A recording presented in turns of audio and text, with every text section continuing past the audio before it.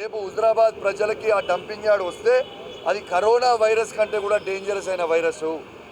ఆ dumping yard వస్తే చుట్టుపక్కల ఉన్న 50 కిలోమీటర్ల వరకు వ్యవసాయ భూములు పాడైపోతాయి, ఆడున్న నీళ్లు పాడైపోతాయి.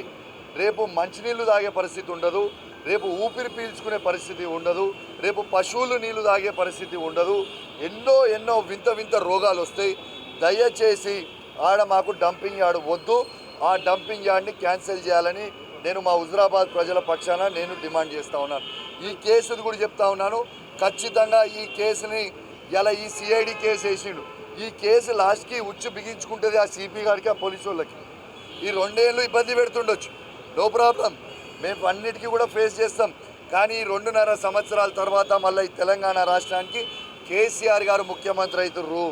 కేసీఆర్ గారు ముఖ్యమంత్రి కాగానే ఈ పోలీస్ ఆఫీసర్ మెడలకే ఈ ఉచ్చు బిగిస్తుంది. దీని మీద ఖచ్చితంగా, దాని మీద మాత్రం నా డిమాండ్ ఒక్కటే, నా మీద సిఐడి కేసులు వేసుడు మా అసలు నేను ఒక్కటే అడుగుతున్నా, నన్ను ఎందుకు వేధిస్తున్నారు? నేను ఏం తప్పు చేసినా? మేము ఏం తప్పు చేసినాం? ఇలా ఈ కేసుకి సిఐడి కేసుకి విలువాల్సిన అవసరం ఉన్నదా? అసలు ఆ రోజు నన్ను ఇంటికి నేను ఆడ స్థానికంగా ఎమ్మెల్యేని, నా సొంత ఊరు. నేను అక్కడి నుంచి నేను నా సతీమణి నా భార్య దేవుడికి మొక్కుంటాము పోయి, మా తల్లిదండ్రులు ఆడనే ఉన్నారు, మా అన్నదమ్ములు కూడా ఆడనే ఉన్నారు. దేవునికి మొక్కుంటామంటే 100,000 మంది పోలీసులు పెట్టి మనం అడ్డుకున్నారు ఎందుకు? సరే, ఆ రోజు అన్నారు మీరు, నేను సవాల్ విసిరినా మళ్ళీ సవాల్ విసురుతున్నా. ఐపీఎస్ ఆఫీసర్స్ అసోసియేషన్ ఆ రోజు వాళ్ళు రాసిన లెటర్కి నేను అదే చెప్పిన, నేను మత మార్పిడి చేస్తున్నా ఆ సిపి అని నేను అన్నా అని అన్నారు. నేను ఆ లెటర్ సబ్మిట్ చేసిన, నేను సవాల్ విసురుతా ఉన్నా. మళ్ళా ఆ వీడియో ఒక్కటన్నా మీరు చూపిస్తే నేను ఎమ్మెల్యే పదవికి నేను రాజీనామా చేస్తా, శాశ్వతంగా రాజకీయాల నుంచి తప్పుకుంటా. ఆనాడు ఎన్నికల కోసం ఇదే కాంగ్రెస్ ప్రభుత్వం రాజకీయాలు చేసిర్రు.